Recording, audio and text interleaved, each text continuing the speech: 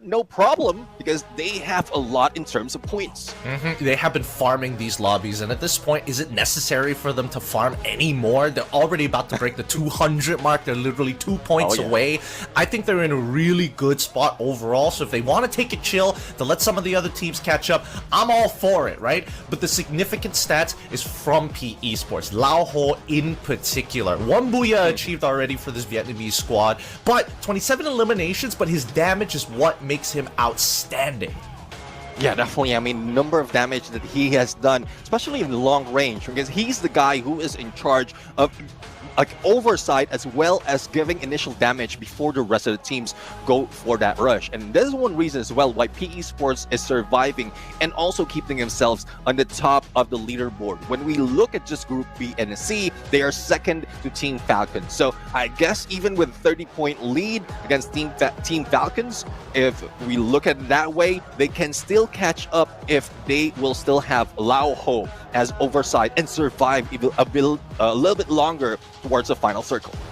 Now, it'll be interesting to see the rest of his teammates' stats overall, because PE has adopted the strategy of, hey, if we're going to swing, we're all going to swing at once. It's never just one person going for the peak, and I think that's what PE Esports has been finding a lot of success in their pickoffs, because it's not just about one person landing a headshot. If 4 people land a body shot, that's more than enough to knock them down. Yeah, exactly. And one thing I would say is in terms of elimination, the rest of the teams are not far behind.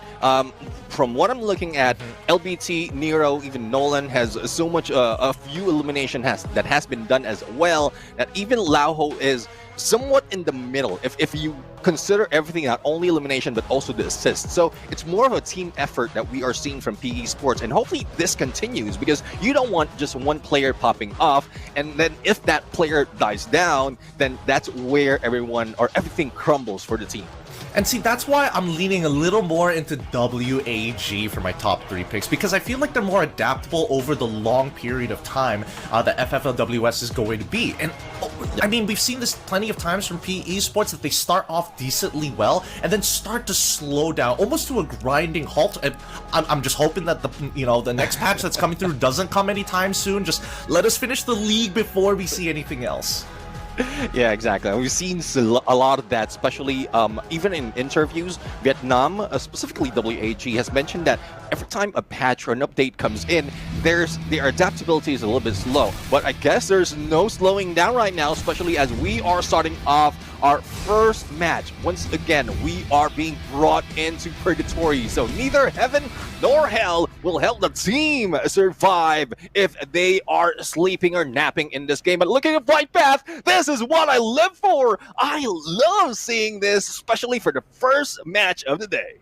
Brutal flight path coming in for our very first map as well. Heavy towards the southern side, cuts all the way through Marble Works from Fire Brigade. It's tough, especially for teams who want to generally fall across Crossroads or even Moat House this time. It's going to be a bit of a travel, but let's see, right? Because the ring is going to be centered around the most populated area. I'm guessing that Brasilia is looking pretty good. Even Fire Brigade seems pretty safe, but you gotta control those bridges. Yeah, definitely. I mean, let's see if the teams will be going for a bridge camp, because a lot would be stuck against each other, especially in how close it is. So the northern part is far reach, unless they go in for some vehicle gameplay, but no vehicle will be available for most instances, especially against Team Flash. Only death remains, and there you have it. First minute of the game, one team already eliminated, and that's thanks to Todak. You can see the trail. Everybody's so close together, even Todak getting involved, even though BTR honestly wasn't too far away, right? They could have easily intercepted, but again, these early strategies coming in from the Malaysian squads of sending scouts ahead of time to try and get a couple elimination points always works out. Off screen, we see Easy for Rap taking out Ray, and even a trade coming in from Aim God. Seems like Kagendra as well as Evos are fighting each other on the side, while BTR is finishing up the rest of Todak, finding a pick in Noki. Now we come back to T-Korea here, right? As WAG has a bit of a spread, especially with PE Sports, they're not 100% sure whether this is just going to be a scout, but quickly, with the tops, LBT takes him out. With the help of Cassie, he's got no fear whatsoever. Yeah, definitely. I mean, that connection for them will help them, even the rusher, to survive a little bit longer. But apparently, the 2v1 situation didn't work for WAG. So let's see if that would help them or some of the teams survive a little bit longer if they can get away from harm, especially with what's happening on the flight path. Kagendra, though, might be meeting Ray in Brasilia, and he's only going solo at this point. Information will be revealed on to Ray, as well as AC-80 on his hand, but against 3 players from Kagendra, it would be tough. So Aim God right now is just hanging back, making sure that they have an insurance policy and get away as quickly if in case they need to. And guess this is what they're doing right now. This is what Arasia as well as Aim God is doing. They're spreading out so that they will not be wiped out. They're just playing to live as of right now. Central being controlled by the Falcons, but GOW is on the northern side of it. This vending machine is going to be out in the open, assuming that they have the information on GOW's side. The first ring has already been predetermined, and Central, unfortunately, is still within the zone. So Falcons don't really have to do anything, but Caroro's already down, and GOW now show presence. Hands right now, and the rest of the teams putting a lot of pressure, but Pina RGS making sure that Dion will not be picked up, but it's still a little bit too late. There goes the Rebel Rush, as well as Rip being ripped out, and it's not just Pina that he needs to deal with. Even on fire, on Overwatch, and Limitex 7 right here is putting a lot of pressure.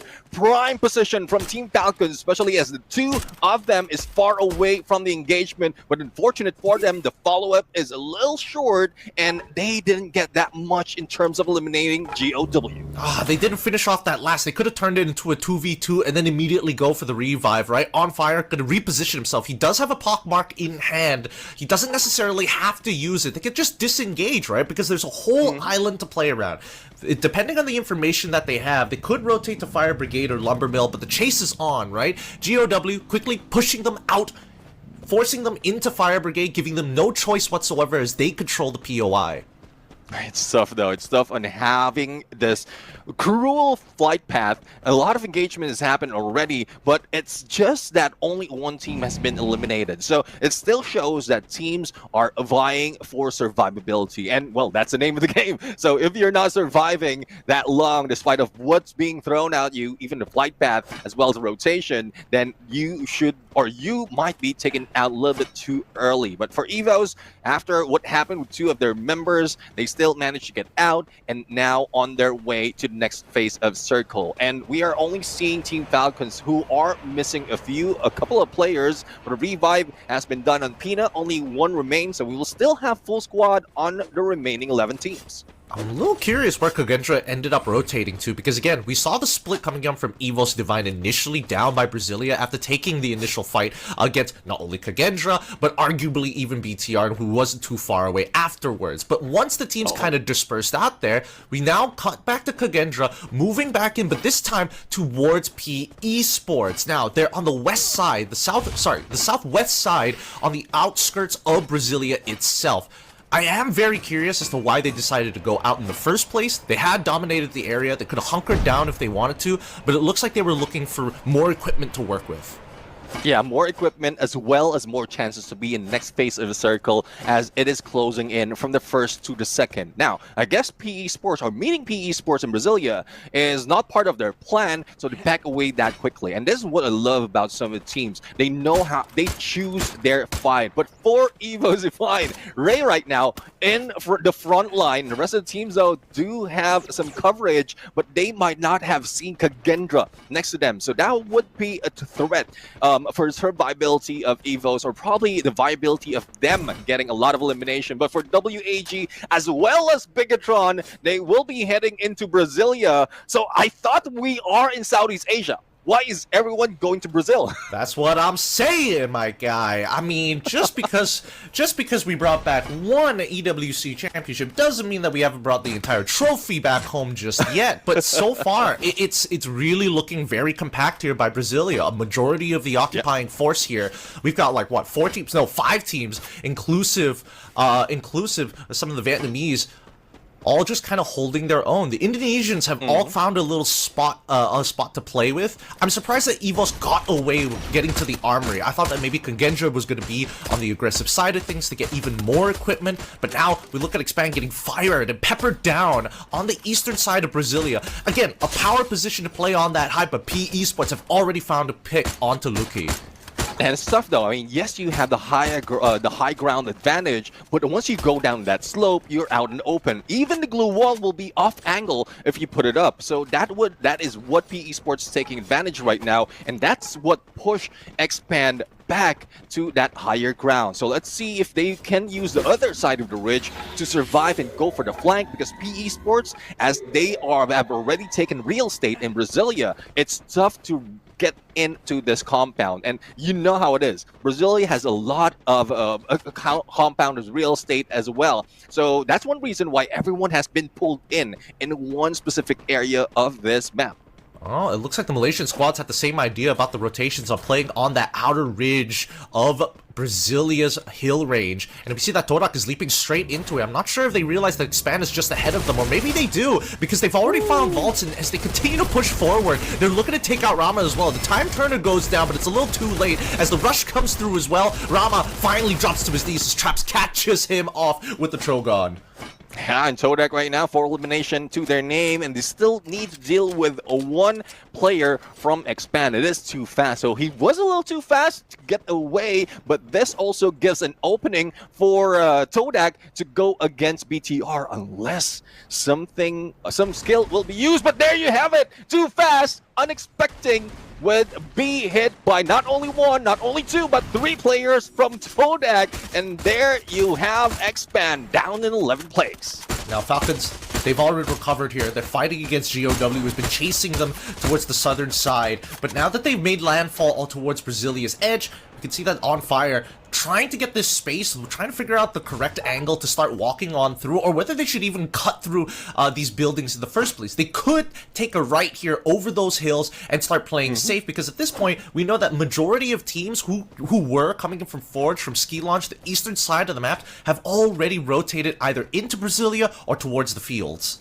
Yeah, I mean, that's one thing. Some of the teams has cut across the map just to make sure there's a little bit safer, because the flight path is way down south. But Team Falcons, I think they will still buy a little bit more time because they're on the edge of this current circle. But for Todak right now, great overview against Bigatron, and we'll have to see if there will be anything that would force them out from that location. But for Onyx right now, it is GOW that they are dealing with, and despite of all those engagement, it's BTR as well is putting a lot of pressure from afar. So Onyx might be losing out on a lot of points because of BTR. BTR are currently in a power position, right? They're on the northernmost side of Brasilia. Same goes for WAG, but BTR has a better position only because of the extra elevation that they get, which is why GOW is taking some form of punishment. In terms of raw POIs, as the next ring circles around and centers specifically around WAG, it's a really good spot for the northern side teams of Brasilia.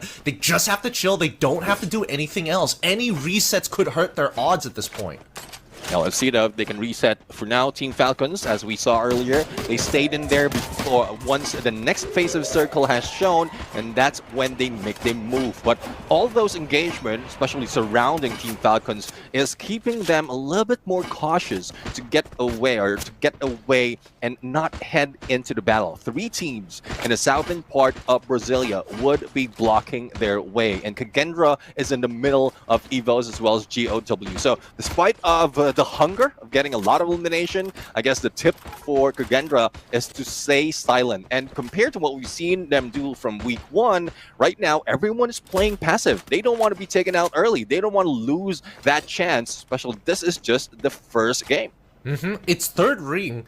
10 squads still available, right? And the play space in Brasilia is not big. Yes, you can find a compound of your own, but when you've got 9 other squads gutting you down, the brass tacks becomes very high indeed. Now, we see that Falcons have been mirroring GOW this entire time, taking the exact same rotation path, letting them take the line of fire while they slowly sneak up. But the problem is that the blue is starting to close in, and it's closing in extremely fast. West side is difficult to rotate. Onyx Olympus just jumped in from the eastern side side. Northern side is completely occupied, so Falcons need to make a decision, and they're waiting for GOW to make that move first.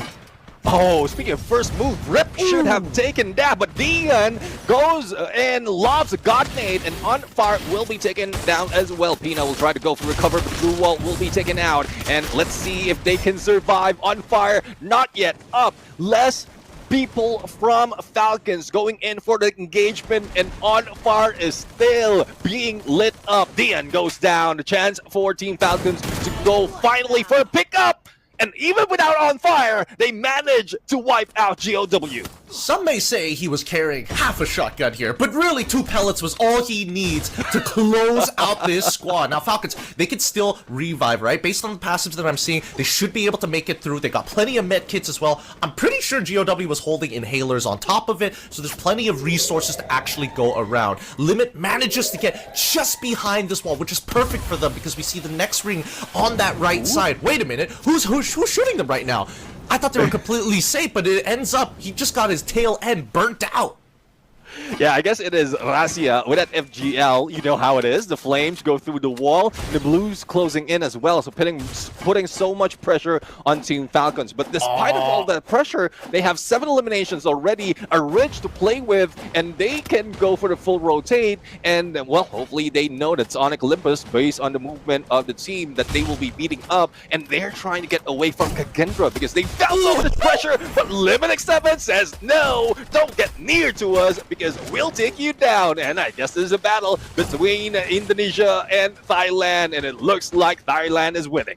God, I really wish we could see real-time shots of just Limit double headshotting his opponents at this point. But now they're taking the full-on fight. They don't want to just keep rotating. They have to stop this mirror coming in from Kagendra. It's too easy for Raph. Is able to find On Fire. CT7 drops to his knee as Pina takes advantage of the whole situation. Oh no! Limit ends up getting eliminated. Onyx Olympus has caught tailwind of what's going on. They sniffed them out, and now we cut to Evos taking on PR. They've already lost 2 of their members here. Always on the back foot, and PR ready to jump on him.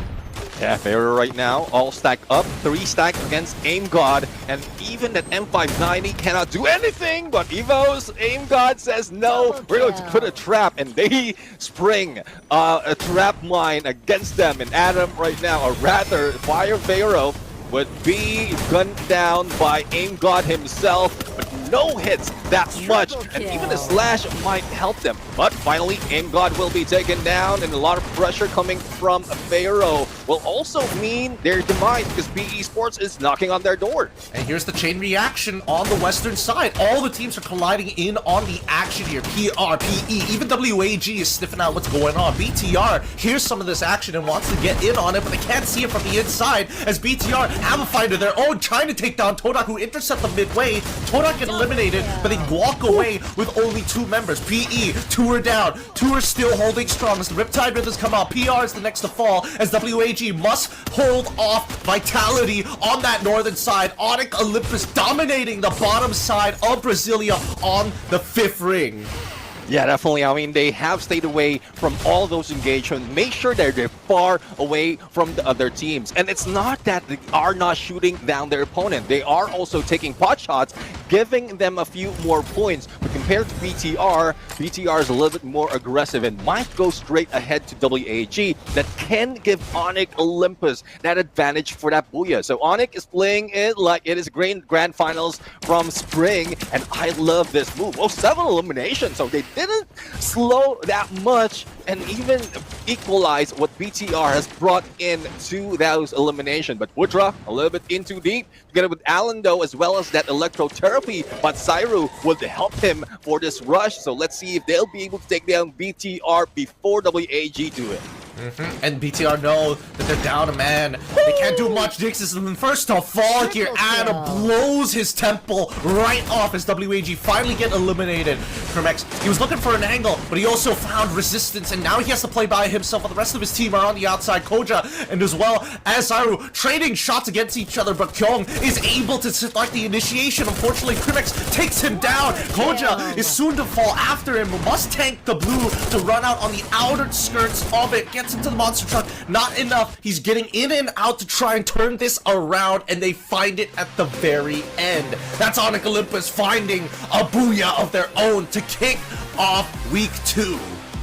And again, this is a smart move coming from Onyx Olympus. Yes, they're not aggressive. They're staying away from resident teams. It's just their playstyle. This is how they grab that champion from the spring season. And they're carrying it over right here. And Crime has led them to that victory, especially with Adam's movement right there. After that shot onto rooftop, plus the follow-up, making sure that he can confirm and no pickup will be done, Onyx Olympus seems that they can mix both passive and aggressive at the same time and switch it up in an instant. Yeah, I mean, the chain reaction worked out perfectly because all of it started on the western side of Brasilia itself. Whoever was on the northern side eventually started to collapse as the ring finally pulled to the southeastern side of the map, where Onyx Olympus was very happy to be in as they had to late rotate into that final zone. So good job for Onyx Olympus finding the Booyah this time round, but now we can finally take a breath. What an action-packed game number 1 to kick things off, man. Everybody was just making sure that they had to pay the tax. Yeah, exactly, and that is because of the cruel flight path. And thank you very much, Purgatory. I will want to see that on the next map. That is what I have been living for. Early engagement because of flight path, or because they were forced by the flight path, and this really shows who can go against a team with less weaponry, a lot of opponents, and I know it looks like some ranked games, but this is how the teams are proving themselves if they really want to win this game. And even the flip side, Onyx Olympus, in spite of all the chaos in the beginning, they still managed to keep themselves composed, and that's where they kept their distance, try to shoot them from afar, and grab that Booyah. And again, it's not like they weren't the most proactive on the map, right? Because based on the loadouts that we did eventually see, and we're probably going to see it in the post-game as well, they weren't exactly running the most meta-optimal, loadouts in terms of just raw weaponry, which means they didn't really hit up, didn't find any care packages, didn't really hit up and use their coins to actually buy some bigger weapons. They kind of just chain reaction off of their low-budget builds, and honestly got away with a lot, being the last to actually, the last few teams to actually find a spot on the eastern side of Brasilia, while teams like Team Falcons and as well as GOW were coming in from the south to the east. Yeah, exactly. I mean, you can have that great strategy from what we've seen in Team Falcons, and even taking down GOW. But the moment that you start those engagement and how a lot of teams are still available on that fourth phase of the circle, you would have attention on you. And keeping yourself or your head down low, that is what Onyx Olympus has done quite well, not only in this season but also in the previous one. So if they continue this on, even the teams will not have any idea on what tactics they can pull out, because even in a CQC they can still fight on. It's all of these small moments that really matter, right? I'm not sure whether they caught Aim God accidentally blocking himself off in the house, but we'll probably see that in just a little bit, right? So many things were occurring here down by Brasilia. Everybody just decided, you know what? Let's force the ring to come to our side. There's no 50-50 here, to be perfectly honest, until we got to the 5th ring. But then finally, let's look at our MVP. And Crime MKS, disgusting, just absolutely disgusting stuff, right? Comes in slow, takes his time, always looks for that off angle, but he's able to squeeze between the cracks. So if teams aren't sharp, if teams are not being tight on their gatekeeping, you know that Onyx Olympus will slip on in. Yeah, exactly. And I love the use of A124. It has been brought back after, I would say, a lot of active skill being available from the previous year. And now, even the passive skill, we are seeing a lot of change. Luna, with that fight or flight, can increase your fire rate by 8%. So this helps the team, even for those on a marksman or a sniper, to increase your fire rate so you can get a lot more from a distance. And I'm loving this set of combination. And it's mostly Indonesia who's bringing different combination of active and passive skill. Now we're going to see later on what the rest has brought in, but in terms of elimination, Crime has led the pack. Unfortunately, Putra, we've seen him go aggressive. He's always in the front line, but didn't get any elimination. It's more of the assist that he did. It's because probably of the slow pace that they did on that early part before we end that game. Hey, life as a support player sometimes, you know what I'm saying? It's just you're waiting for the knockdowns, but your team's picking them off already. It's really good that your snipers are hitting their shots, but everybody else is just give me an angle, give me an opportunity to interact. Now, as we look at the stats, right, in terms of their build, I love that you brought it up, right? Because again, if you have increased fire rate, it technically doesn't matter what gun you have. Even if you're going on a low budget build, that gives you that extra bit of edge over your opponent, especially if it's an automatic weapon. Yeah, definitely. And one thing that we've seen so much being added in, going back to the passive skill, is that Nikita, because the firearm expert increased the reload speed, and we know that M590 has reload speed has been reduced, so it just counteracts that. But I'm quite astounded that the teams are sacrificing the use of passive skill just to counteract a weapon. But you know how strong M590 is, so I guess that's something that they won't let go that easily. But in terms of game standing, it's still Onyx Olympus taking that #1 spot with a Booyah and 9 elimination. And comparing them to the other teams, Team Falcons are the only ones that has more compared to Onyx Olympus, and that's the rotation that they took. Even if getting only 3 placement point, as long as you have a lot of elimination, you can still be in the top board. They're doing very well for themselves, and this is going to try and solidify the position of Onyx currently in 12th. They ideally like to take Todak over and push themselves higher into that top 12 position, but so far it's still a very tight battle on that second page. Even BTR, right, overtaking Todak ever so slightly by 3 points, and at this stage everybody's just looking for a Booyah. But coming back to the builds, right, it kind of makes sense what Onyx wants to do. If they want to run their budget builds, if they want to be able to minimize the amount of resources they have to, the number of POIs that they have to hit, that way they don't have to buy Trogons, they can just go back to their traditional shotguns, just so they can focus around, hey, if we don't go to highly contested spots and stick with our budget builds, and yes, there is a cap to our budget builds, it can go to the strong end of it. That means we'll be so good during the mid-game. Yeah, definitely. I mean, I guess that's one of the plan, and we've seen that so much from Onyx Olympus, but we'll have to see if that would stick, because knowing their tactics, and from what we've seen, I don't think it would change even if the flight path is fair for everyone, and as well as the active and passive skill combination. So that's one thing that they will need to change, their approach in every game. If they stay quiet, stay silent, and go for low budget build, then they would be at a loss in their early engagement if in case they go toe-to-toe and they don't keep their distance against aggressive teams like Team Falcons or probably Pharaoh or probably Gendra, I would say. So there's a few more that they will need to dive into, but I love that they are now getting in, starting it off with a Booyah, and this sets the tone for the team as well. I hope this isn't purely based on the flight path. I hope that the strategies are still viable throughout, because let's look at the opposite side of things, right? If we're looking at one Indonesian team, then we have to talk about specifically Esports Divine. Kagendra, yes, they did hot drop them, they did have a little bit of a fight, but they also recovered and had to hit 2 POIs, the vending machine alongside with the Arsenal. I'm surprised that the Arsenal wasn't contested considering it was one of the few around Brasilia, but Evos got away with it, but they still didn't achieve a Booyah. So there is a place for these budget builds to actually be very useful in scenarios where you don't want to interact with your opponent, compared to Esports Divine, where yes, we need a lot of resources to get our optimal build, but we're going to have to fight through a lot of resistance to do so. Yeah, let's see though. Let's see if this is something that they can change or might change later on, especially if they are forced to do so. So, well, looking at how everything is, again, going in, Team Falcons has already reached or breached the 200-point mark, and they are still in lead against RRQ by 9 points. But looking at the next map, I know we are seeing Graham United, PE Sports, as well as Todak in this game or on our list, but on Solara, it would be PE Sports, Todak, as well as Bigatron, who's taken lead. So the Kings of Solara, as they dub themselves, are still in this fight, and if they grab this Booyah, they might be taking the #1 spot once again. So we'll have to study, or the other teams need to study, what Bigatron or BTR has been doing in this map, so they can still have an advantage later on.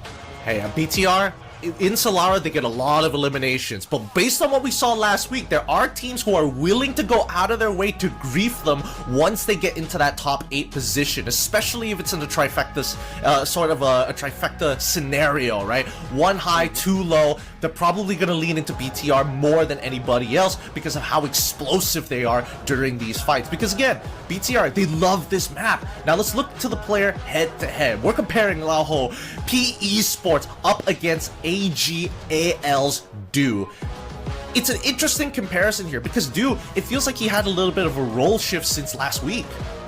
Yeah, well, we'll have to see though, because the role shift is probably because of them trying to try different things. But AG Global's Do has been one of the best snipers that we've seen all throughout. And this is one example that we, from what we talked about earlier, if only one player is taking the lead in terms of the game, and if Do will be taken out, that would mean, or that would spell a downfall for the entire team. Yes, we've seen a lot of elimination coming from this team, but we haven't seen that much of cohesion as well in terms of how they can spread all those elimination, as well as, or especially, the follow through. Because if Do gets a knockdown, the rest of the teams are responsible in confirming those elimination. But in most cases than not, especially in AG Global's perspective, doesn't go that or quite well in that manner. Yeah, it sometimes doesn't go well, but that's the inconsistency that they have to kind of slowly work out here overall. But I think it's time. Map number 2 is currently going to begin, and as we have a look at that flight path, I hope everybody's excited for a fun time because we're going to the fun map, full of sun, full of fun. Welcome to Solara. Yeah, let's see. Now, Solara right now, the flight path is a little bit fair. A little bit disappointed at this point. But, well, I've been given purgatory already. So I guess I'm a happy kid right now. But let's see, though, if there will be any hot drop that will be happening. Kagendra has taken the hub, and we are also looking Archway being or potentially being occupied by 2 teams. But no, Team Falcons is flying across and ahead of the other teams. And, well, Bloomtown right now, one player like Aim God is already quite near and might have visual against WAG. So it's only 2 players that we're seeing in the minimap, but PLS1 has more advantage in terms of long range. So this is a time for Aim God to get away. But speaking of engagement, it is BTR going against Esports, and we have seen the first elimination happen. But as quickly as that, a revival has been done. Now we take a look. The UAV has been thrown over the members of Team Flash, alongside trying to look for this member of GOW somewhere around. Could be. Oh, I already found him. Looks like death. He's going to be the first to be taken out here, but there should be a quick trade almost immediately after. GOW's RIP already biting the dust. Nearby an arsenal. Everything is looking pretty good for Flash after they've cleared out the area. Let's see, though, if this area is entirely clear, or they can go ahead and probably take down a few more or get a few more of those points. But no, I guess Team Flash is heading in for going back on a looting phase. For Koja, despite of having 1 elimination, LBT being taken out, I guess everyone from PE Sports will be swarming against them. But we are seeing some of the players from Bigatron as well going in for the battle. So everyone heading to Nero, and the first to be taken down would be Nero by a skill. The rest of the teams will be hiding out, keeping their distance, making sure that they will survive this battle, and Nolan might be the next target. And we've seen Bigatron. Vitality from this team has been so much that aggressiveness in the early game has also led to their demise. So let's see if they have fixed that overall.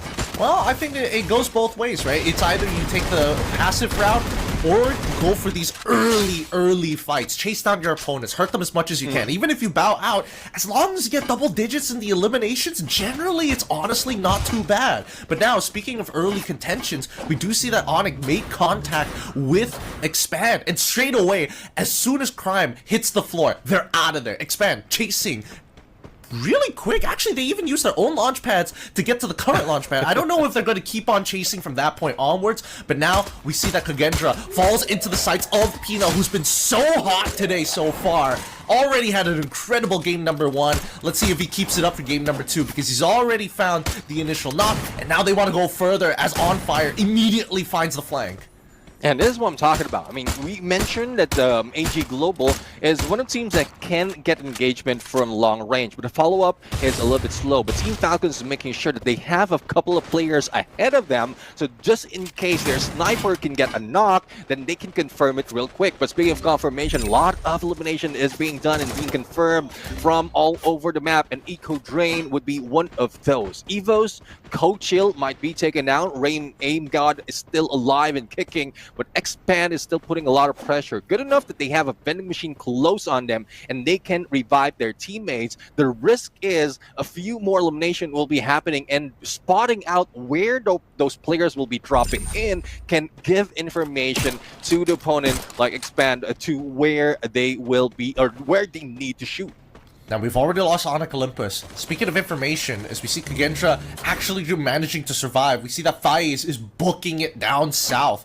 Seeing that all the members of Torak at this point, their 2-2 has already been compromised. They have to play to live at this point. But I don't think Videls realizes that he's walking into PR. Now that he hears the sound, it's too late. He's already out. And now FaZe, who managed to hop across the ocean to quickly make his way down to the southern side of Solara, trying to get his team back up on its feet.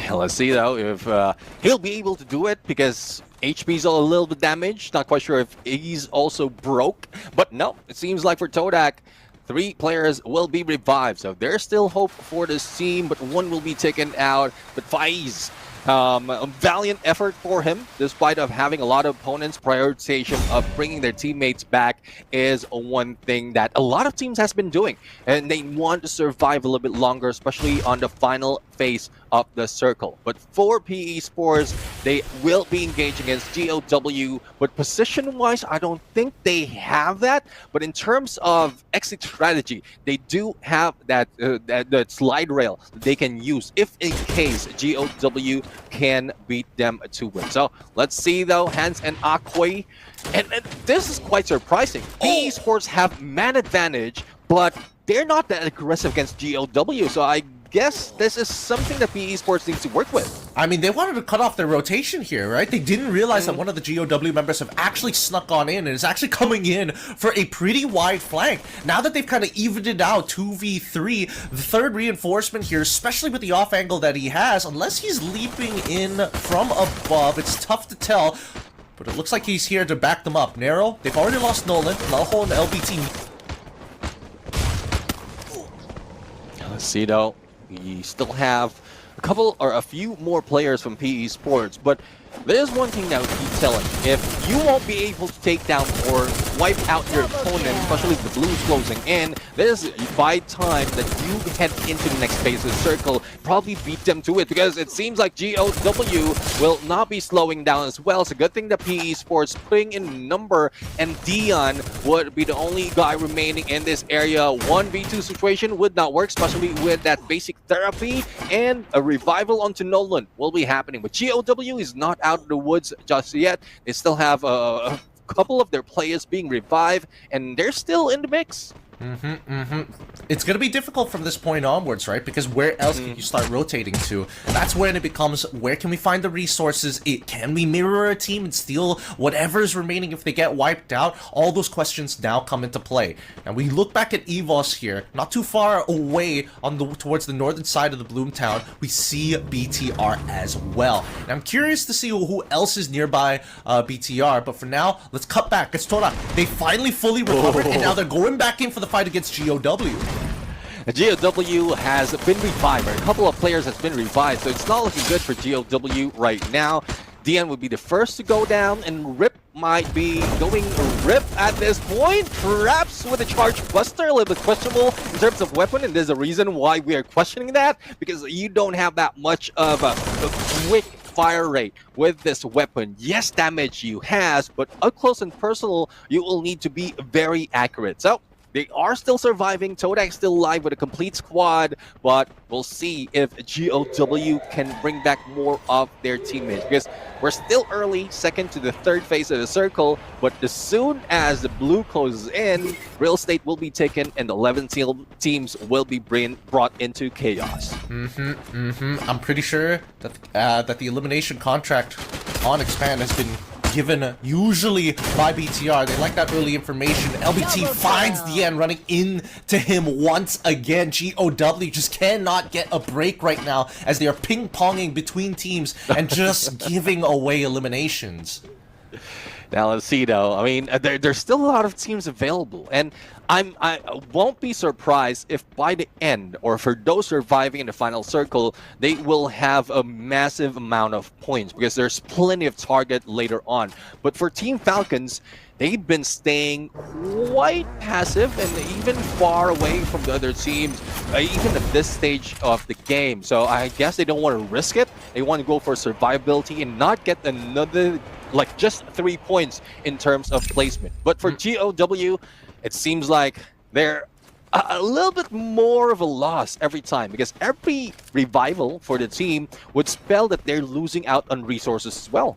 They haven't been able to fully recover. They're just looking for real estate that they can play in, right? They went to the northern, they went to the eastern side, deeper into the ring, realized, nah, I mean, Torak is already controlling the bottom side of the map, and then you go to the top side, it's going to be Flash. If we keep on coming back to the same spot, PE is just going to push us deeper and deeper in. There's just not enough play area right now that is available for them. Falcons taking the long route here from that northern side, and even Kagendra trying to gatekeep them here by Arc. Now, as we see them slowly creep by, how does Falcons actually want to play this? They can tank the blue, yes, sure, they have plenty of meds to actually do so, but now they've already found one into Irap on fire. Great pick for them, allowing the rest of the Falcon members to scale up this hill. Let's see though, Pina a little bit too close, and there you go. The Coda Roar Vision has been popped, so pretty much Pina will be spotted, but using that time turner, just make sure that you have a little bit of survivability, and Raph would be hit as well from afar. But Team Falcons a little bit in too deep for Pina, I would say, and Riptide Rhythm to break out those glue walls, but they still managed to survive. Team Falcons showing that they have what it takes, but if they lose out against Kagendra at this point, it might spell more trouble later on, but well, lead's a lead, and they still have it. They've already used the Valiant Dash, and they've cleared out 2 of the members, finishing them off and reviving on fire, and they don't let the last leave. Limit just making sure that he is still a dangerous man behind the 8X. Nasty shots coming in from Falcons as they eliminate Kagendra. Clean fight.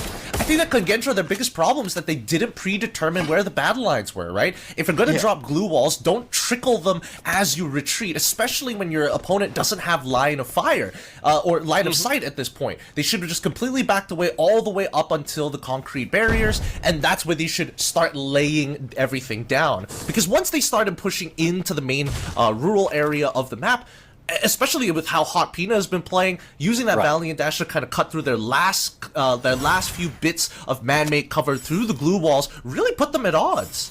Yeah, exactly. I mean, it's not only giving them information on what...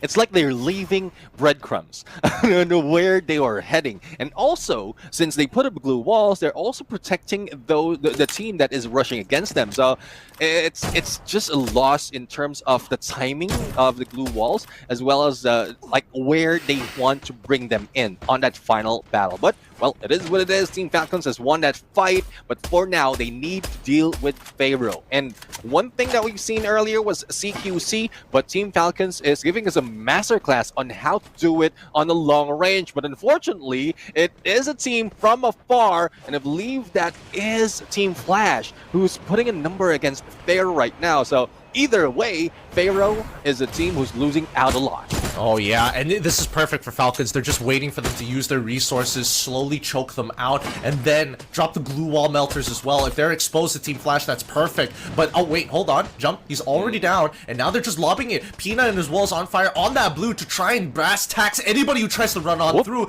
Jump's gonna try again. Pina realizes that his off angle won't work anymore as Kiroro is already in their faces. 2 good shots, 3 good shots, 4, and now he's looking for 1 more to wipe them out. Good, with a single barrel, is able to take out so many. 2 picked off, 3 picked off, and now they're looking for the squad wipe.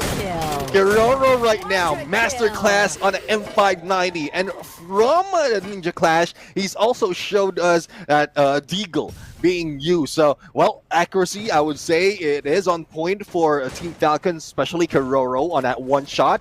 And it doesn't stop from there. He can also use long-range weapons for that. But for Pina, he's just making sure that Sensi will not survive even longer. And for Limited 7, he, like everyone from Team Falcons, is assigned a task, and they're either to go for a CQC or a long range, and it's not involving one specific team. They can go against 2 teams all at the same time. And GOW finally get eliminated here.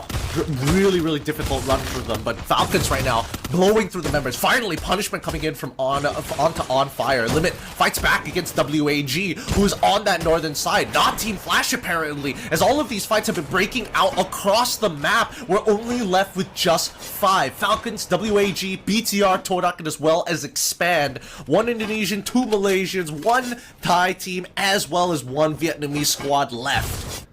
Let's see though, who will survive. Todak with only 2 players, and they're not even together. So they are split up, and there goes the flight of traps. But he still managed to survive in the middle of the next phase circle. Well, I'm not saying this is safe. I'm not saying this is a good spot to go into.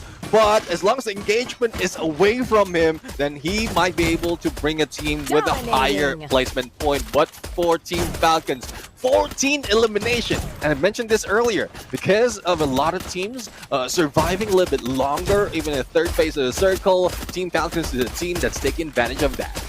And Todak just taking out members of Expand right now. Expand gets eliminated before BTR, who's getting peppered by 2 squads simultaneously by really, really good snipers. And the Ring now deciding to move towards the northern side towards Falcons. Now, Falcons, this is a really difficult position to play from. Literally 1 glue wall of single Riptide Rhythm could shred that away from them. They still have resources, but Limit is making every shot count. Kyung already down on his knees. BTR, 2 members still alive. Kyung and as well as Juan playing behind this rock. They need WAG to do something to bail them out of this scenario.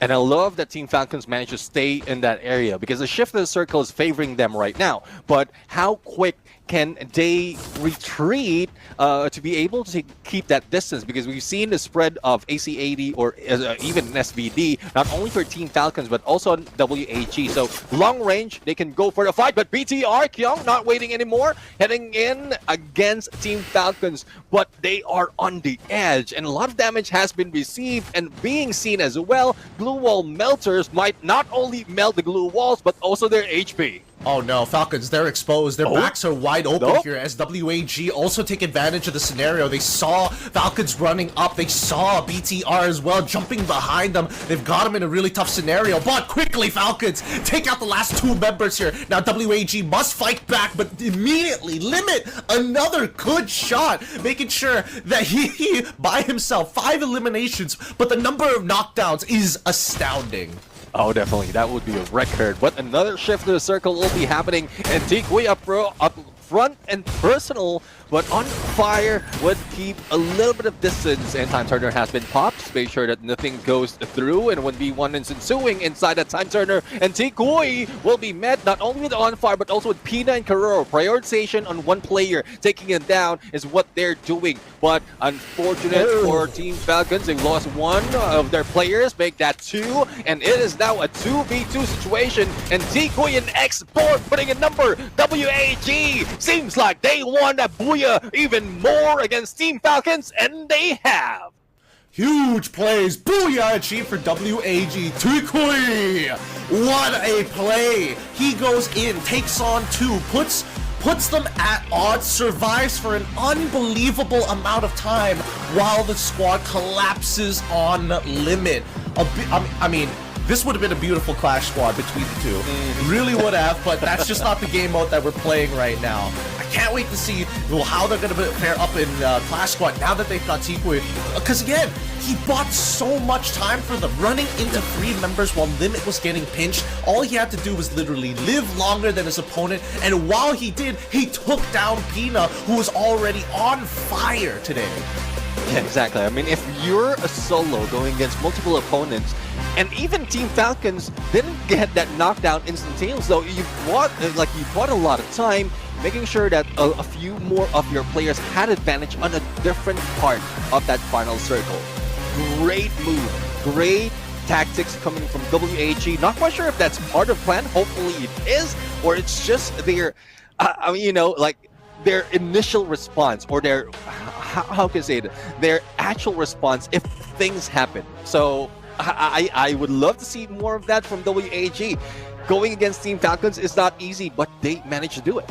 They really, again, considering that the fight started off as a 4v3, Limit already found that initial pick, right? So the fact that teammate not only bought time, got his teammate revived, took out Limit, and then after that he single-handedly dealt with 3 members while knocking down Pina, it suddenly becomes like, man, this kid is, he is going crazy right now here on Solara. I don't know whether it's just because that this place is, you know, designed for fun and entertainment, or whether he's just playing hot fingers. Yeah, well, we'll have to see. This is great motivation for WAG, but in terms of numbers, though, Team Falcons has already brought in so much. So won't be surprised if, even without Booyah, Team Falcons is still on the #1 spot. 16 elimination from last time we see them on a 3v4, and I don't think they added so much in that regard because WAG just took advantage of their position, and I couldn't explain it even further because we've already mentioned that so many times on how WAG played it so well. Yep. I mean, considering that this map, honestly, a lot of teams did get into some early engagements. We did miss one big chain reaction off the camera. Not entirely sure what exactly happened to teams like Onyx, sorry, not Onyx, Kagendra, alongside with how GOW eventually got eliminated, how Flash got eliminated as well, because again, those were the teams that we were expecting to have a lot of encounters during the top side of that 5th ring, but even so, they just didn't make it that far. So let's look at this, right? Starting off with TV Tower, we see that BTR getting with an early engagement against P Esports, and then we see these smaller skirmishes actually happening all across just the edge of the ring. Yeah, exactly. I mean, that's what the fair circle is bringing us right now. A lot of engagement on the edge of the circle, edge of the ring, and everything closes down and also pushes everyone against each other, especially in that previous scene that we've spotted wherein 3 players or 3 teams are going against each other. But we've seen how well Team Falcons dealt with every or single one of them. But for the Booyahs as well as the MVP, it is Tikui. 8 elimination, 3,701 on damage, as well as 8 knockdown. Usual build for a rusher with a Tatsuya, with a Joseph, as well as at Ford and Shani. But the weapon of choice would be the AC-80. And we know as well that it's not just the AC-80. We've seen a lot of CQC weapon on him, but there's just so much the team has done in the long range. I mean, the AC-80 is already, again, a lot of teams have been picking it up as well, so it's a nice way to have a balanced out rate of fire while still being able to punch pretty hard. But just look at those damage numbers, right? 8 eliminations, 8 knockdowns, but clearly ahead when it comes down to just raw engagements against this opponent. Cyrus is like looking at him, telling him, hey, where are you gonna share the love, man? Give me some stats, bro. You're taking them out too quick. It's one thing though, I didn't see so much of Explorer and Snipe, so I guess what we've seen on the Clash Squad between Explorer and PLS1 has been retained. So PLS1 is becoming the sniper for the team, and Explorer is focusing more on a close range encounter. With a time turner, even on the Luna, that Moko as well as Alvaro, he's a mix of a little bit of both. A bomber, even as a support or rusher as well, that would help the team get all those information. But in terms of the rest of the team's build, it's quite similar to what we've seen other teams has brought in. So there's not a lot of change, but we've seen the result. There's plenty of change, and despite of how many elimination Team Falcons has, WAG still grabbed the #1 spot. I mean, it's surprising how close it is. It just goes to show how many eliminations Falcons were having by the end of that game. 17 compared to 15, and the 3-point difference. it really didn't matter because of how much they made up for it. Even so, I think that WAG, based on what we've seen in their loadout, really goes to show that they're trying something else. They don't want to have Export just play as a raw anchor, similarly to when Limit was playing for Core Memory, right? They needed him to be a tough anchor, but now they want to be able to kind of move along as a squadron, pause for a little bit before exploding out again. Yeah, that's one thing that we've seen top dogs do, especially for Brunei United. If you can get your team, even if on a spread out, and you can manage one or two players or even different team altogether, then you will be able to get as much elimination from what we've seen earlier. But as we look at the overall standings, still Team Falcons on at #1 spot, 238 points, and because of that game with a massive elimination, they are taking this lead quite far from RRQ. But for WAG, that Booyah really helped them a lot. Third place right now and very close to beating RRQ, especially RRQ is not part of the mix. Yep, they're catching up super quickly. And I think, you know, for the top dogs, they're still going to be in pretty decent space. GOW probably a little disappointed that they couldn't get a little bit more points, but they're still in a really good spot. Even EVOS, right? They're already sitting at a 152, and then you have BTR and everybody else. I mean, Todak, they got a good number of points from that game. It may be a slow and steady race, but at least they're somewhat consistent. Yeah, definitely. I mean, consistency is what we've been asking a lot of teams to do. And Todak, especially carrying over the momentum from last week, hopefully we'll see more of that. And not only for Todak, but also other teams coming from Malaysia. Expand for once, because earlier they didn't do so much, only 2 points in Purgatory. And in Solara, they managed to get at least 13 points. So there's a good improvement, and hopefully it the growth is exponential, because if it goes like peek and throw, it doesn't work that well, and they might still be stuck at the bottom of the leaderboard. At least EVOS, they've kind of gotten enough buffer points to kind of keep them safe, but ideally, they start doing well from this point onwards to make the day worthwhile. I mean, there's still 4 more maps to go. Our next map is going to be Alpine, and once again, we're going to a very wide open space. We saw how Purgatory was. If Alpine ends up being the same thing because of the flight path or not, if it's standardized, then we'll get to see a lot more of what everybody's trying to do. If it's skewed, it'll probably be like a repeat of Purgatory. Yeah, let's see though, because at this point for Alpine, I know this is a map that Brunei United fans know about, because this is where BRU dominates. But when we look at Group B and C, it's Pharaoh or PR who's taken the lead, but it's not too far though compared to GOW in terms of number of points. But before we head there, going into the most used characters in terms of active skill, Oscar take the lead, but not far behind is the one and only Tatsuya. So they still are in love with that Rebel Rush and don't want to let it go because of how well they use it from the past. And despite of how it has been changed or reworked, if you can get a knockdown, you can still have multiple refresh of those active skill. I think it's a really good showing that everybody's figuring out, okay, we get Tatsuya, we get Oscar, we put them into the same composition. Because one can open up these angles for you, the other can blow past your enemies. If you happen to be looking at the same target and get an initial pick, then it becomes very easy to snowball afterwards. The question is, how do you support them? And I think that the Skylar is one way of doing it, but the question is whether it's optimal to leave Cassie out of the picture, because again, Cassie is really good at keeping your frontliners alive in these scenarios. But then considering what the most used weapons are, AC-80 taking the #1 spot right now, second to the AWM, and third being Trogon. Yeah, so the AZ-80 with the multiple hits, you will be able to get a knockdown, and a lot of players has been using passive skill to help them along. And we did mention about the fight and flight of Luna that increases your fire rate. So a good combination of weapon and passive skill just to make sure that you keep or get all those damage from a distance. AWM, well, that's mostly more of a sniper. But if you're not a main sniper, you can deal with AC-80, and that's why it's across the board. Even from earlier, the final 2 teams or final 3 teams, we saw Team Falcons all across the board. It's more marksman or sniper. WAG, same story. So we're seeing a lot more of potential elimination from long range. That one reason as well why a lot of teams are getting so much elimination despite of having 11 or 10 teams surviving towards the end of the game.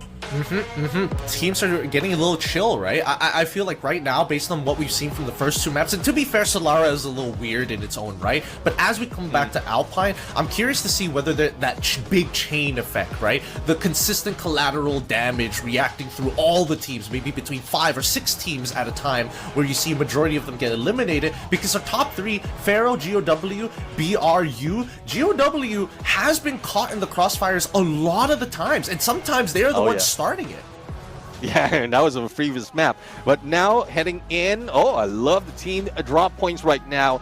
And well, thank you very much, production. So right now we have potential 4 hot drops that would be happening. So Team Flash and Todak up north, and then Kagendra and PE Sports and Railroad, and then we have Forest Red with EVOS and BTR, and not far from them is WAG. In base camp, there's also GOW and Expand, and WAG is just in the middle of those 4 teams. So I don't know who's taking advantage of this, but if WAG can play it similar to what we've seen earlier, they can get a few more of elimination on the early engagements. I mean, hopefully they do and stay energized while doing it, because Red Bull Zinc and Vitamin from Thailand is supplemented with Zinc B3 as well as B6, featuring a mild taste that it keeps players stay highly focused to seize every single opportunity to get that stylish booyah. So once again, thank you Red Bull, as always, for not only supporting us, but making sure that these teams are always energized throughout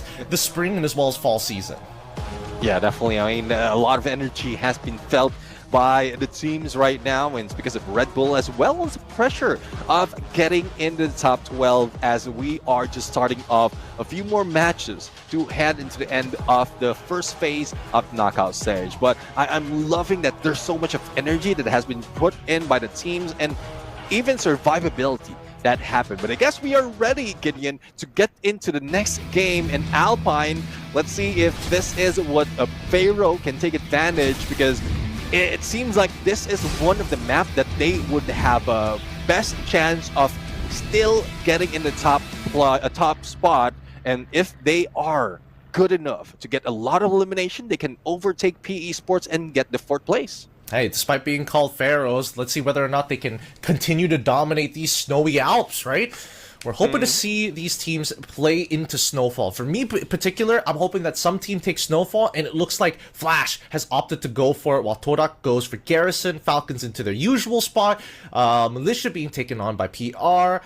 What about Expand as well as GOW? It looks like Expand have decided to change their spot and head down towards Rise side. I'm not sure if that's just the scout or all 4 members, but we'll see in just a little bit, because if it's Kagendra, you know that it's going to be an early fight. Oh yeah, I mean, not quite sure if that's something that they're really taking advantage of, or they're the ones in the losing end. But we'll have to find out. WAG right now, Riverside, and this is, there you have it, Expanded Kagendra Stadium right now, and it's more of Kagendra taking the bigger compound, bigger building in this mix. So it might be an advantage for Expand, because if they can take the smaller areas, smaller houses, then they can get a lot more loot compared to Kagendra, and then once they meet against each other, that's where Expand would be a little bit more stronger. Look, he's currently running the Homer right now. I did see them also have a Chrono ready to go. So at this point, it's about the loot pool, right? Kagendra, again, have looted the majority of the big buildings. High-tier loot has already been found. I would assume he could get a little unlucky on the RNG. It's tough to say. But you can see that both Expand as well as Kagendra not immediately running at each other. Majority of them don't even have their armors ready.